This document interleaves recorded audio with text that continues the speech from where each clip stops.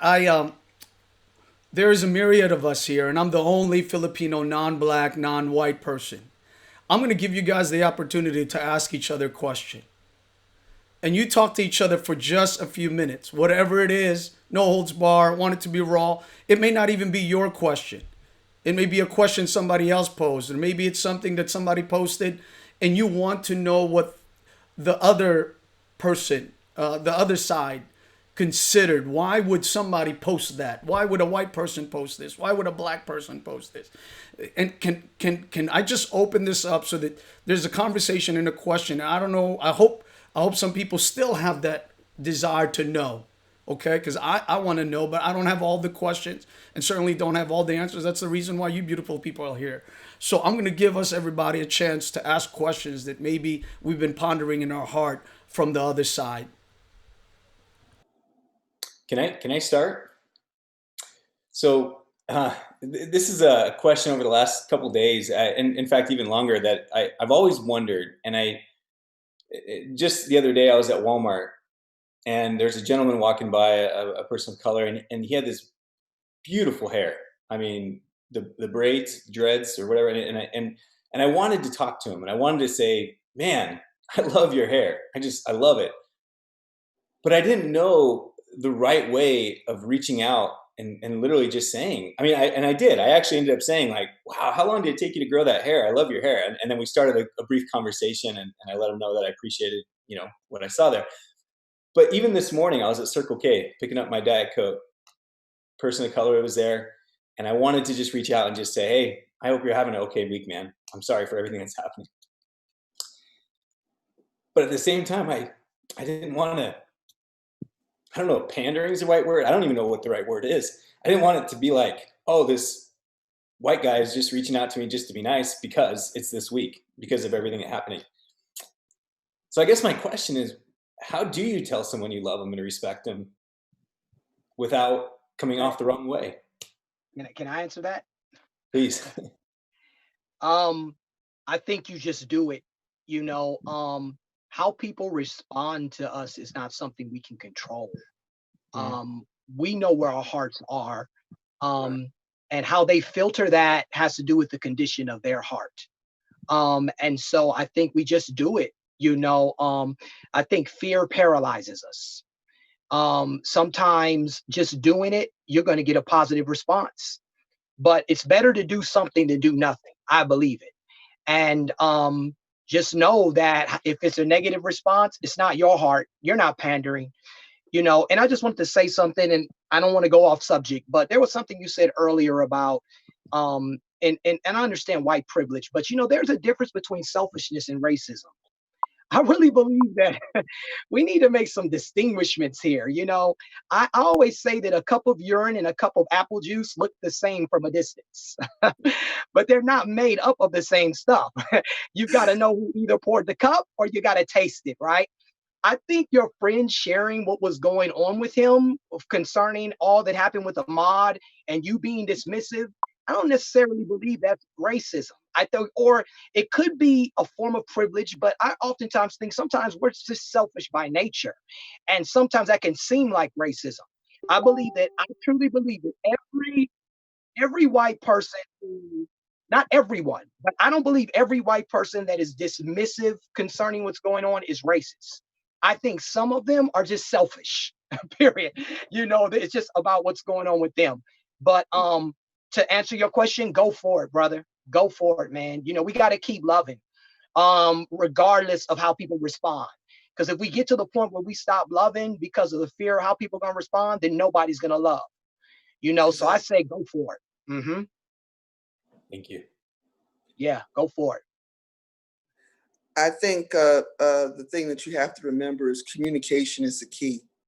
If you don't say anything, then what have you accomplished? Absolutely zip. But if you communicate, it opens doors, not only Right. to that person. You don't know how that gentleman felt when you said, "I really love your hair. That's awesome." He might have been having an awful day. And just because you expressed that one motion, you might have changed the whole dynamics of his whole day just because you took that chance and went out on that limb. I'm not saying every time you go on a limb, you're going to be successful, but I'm saying if you don't go, Yeah. you've accomplished nothing. Come on. Yeah, I would echo what the, Daniel and Deborah has also said too.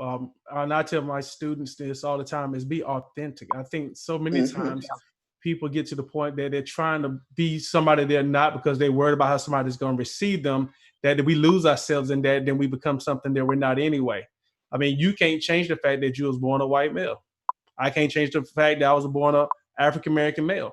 I embrace that. I understand that this is who I am, and this is the things that I did have as a privilege. And I understand that, even though I'm African American, there were some things that Peters definitely had privilege over too that a lot of people of color didn't get. You know, my father's still in the home.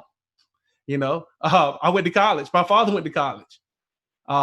You know, my children living, we the only people of color in our entire neighborhood. You know, so, and I find myself even being ostracized within the community, and I am Black.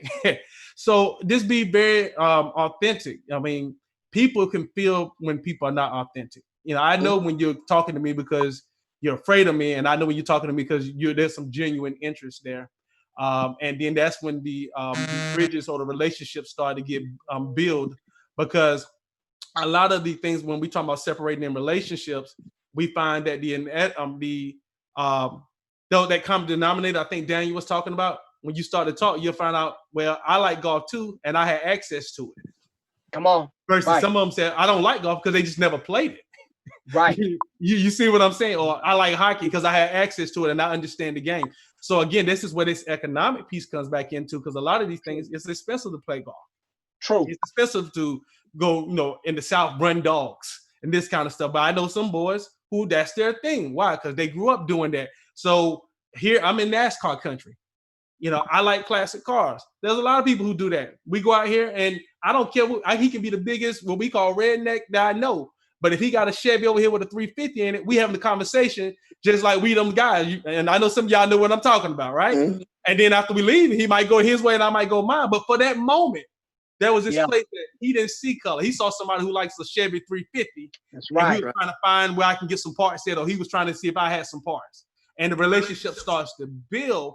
And then they watch how I live. And that's the biggest thing that I've taken away. After all this is done, we had this initial conversation. What do I do after? Do I win them after by my actions? And they say, you know what? This guy is actually all right.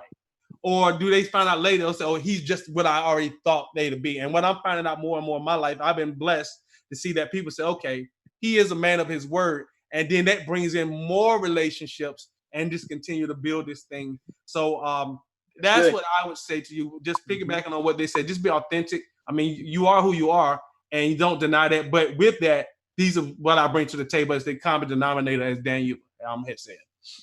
Thank you.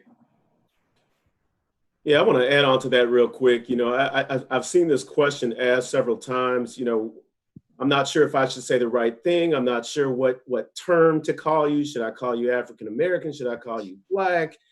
Listen.